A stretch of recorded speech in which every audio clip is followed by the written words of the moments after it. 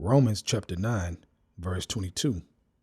What if Yahweh Ba'Shem Yahushai, willing to show his wrath and to make his power known, endured with much long suffering the vessels of wrath fitted to destruction? I want to give our praises and honor to Yahweh Ba'Shem Yahushai, Ba'Shem Rakah Kodash, forgive me the spirit, to do this lesson. In this lesson, I'm going into Esau for sure will be no more. The Edomites for sure will be no more again, okay, in existence. All right. Now, what made me even do this lesson, this quick lesson that I'm going to do here, is I'm hearing about IRC talking about how all the nations will be no more. Okay, not just Esau, but everybody. Okay, which is not scriptural at all. It's not in the scriptures. Okay, it's obvious we need slaves. It's obvious the other nations were created to be our inheritance, okay, to serve us in our world, Jacob's world, man. That's going to be forever, okay? We're going to have slaves. The other nations are going to be there. They were created to be there, okay? At the beginning, before everything was created, Yahweh's will was for them to be there, okay, period. There's only one nation that's not going to be there eventually after they serve their slavery, and that's Esau, okay? Esau. That is a fact, all right? Now, when you go back to Romans chapter 9, okay, I know I read verse 22, okay? Let me go ahead. I wasn't going to read the whole thing, but I'll go ahead and start. Let me start at verse 10, and I'll quickly get to the point.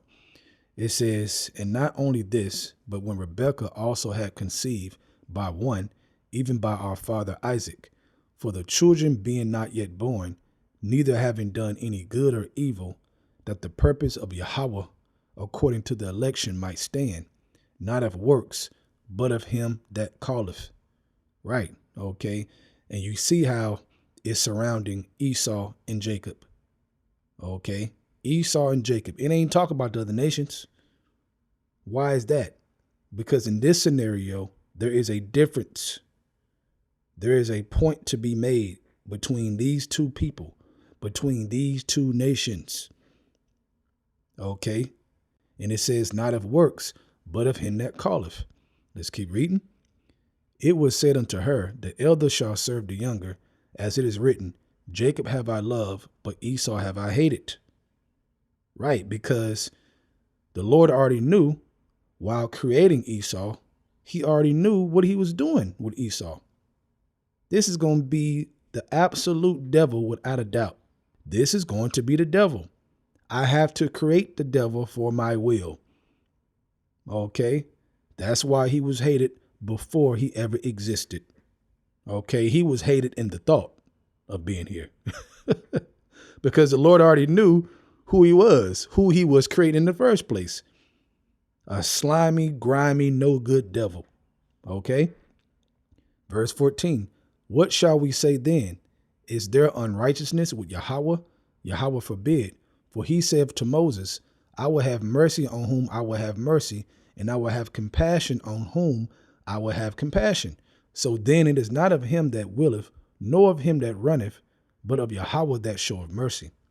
For the scripture saith unto Pharaoh, even for this same purpose have I raised thee up, that I might show my power in thee, and that my name might be declared throughout all the earth. Throughout all the earth. Okay? Because even though we compare, the scriptures compare Esau to Pharaoh for the purpose of becoming great, right, on the earth, all right, and being taken down, Pharaoh, the Egyptians, the Hamites, they were not going to be done away with, because there's a difference, because Esau is the devil, man. So this is a whole nother level of the Lord showing his power, because this devil has done so much.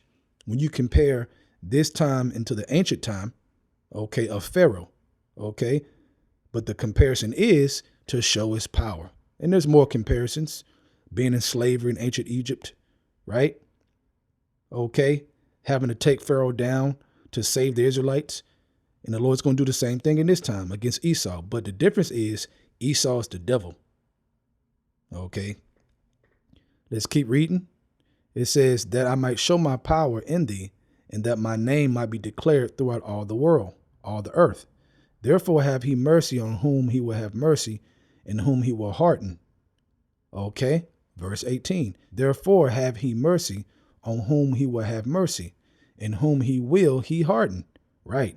Okay. And he hardened Pharaoh. All right. You read about that whenever Pharaoh let us go eventually. And it says he hardened Pharaoh's heart to go after us in the split sea. Okay. Just to destroy them and to show his power. Verse 19. Thou wilt say then unto me, why do he yet find fault? For who have resisted his will? Nay, but, O man, who art thou that replies against Yahweh? Shall the thing formed say to him that formed it, why hast thou made me this? Have not the potter power over the clay of the same lump to make one vessel unto honor and another unto dishonor? Right, man. And that's why you got to be thankful that you're not an Edomite, man. Okay. Be very thankful. Okay. Very, very thankful that you are Israelite, because you didn't choose to be an Israelite the same way Esau didn't choose to be Esau. That's why he's questioning. That's why this is written like this. It's like, wait a minute. If you created me to be this devil, why do you find fault in me? Okay. So be thankful that we are not in that position, because but it makes sense why Esau, the fatness of the earth, he's been living good for a while and destroying everything and been benefiting off it all, off his own wickedness, right? But it makes sense because they're not going to be here eventually. So the Lord allowed them to have their little fun, okay, to fulfill his will. And then he's going to take them off the earth forever, man. So yeah, let Esau do his thing, because that's a moment. And then it don't exist anymore for eternity. Think about that. That nation is going to be gone for eternity, man. Woo-wee. Let's go back to the scriptures. Verse 21. It says, have not the potter power over the clay of the same lump to make one vessel unto honor and another unto dishonor? What if Yahweh, willing to show his wrath and to make his power known, endured with much long suffering the vessels of wrath fitted to destruction? Right. Okay. Now let's highlight fitted to destruction. This destruction right here is talking about total annihilation. Okay. Not just going through plagues and going through, different curses like we went through. Right. Not just struggling and having hardship. No, this destruction is talking about being totally annihilated. Them being no more. Okay. That was fitted. Right? They were created to be totally annihilated. Okay. Let's go to where am I at? Verse 23.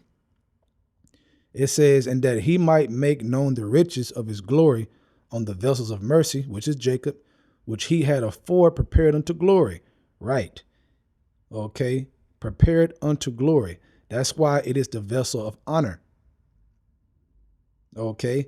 The vessel of dishonor is prepared for what? Unto destruction. Okay. Meaning extermination.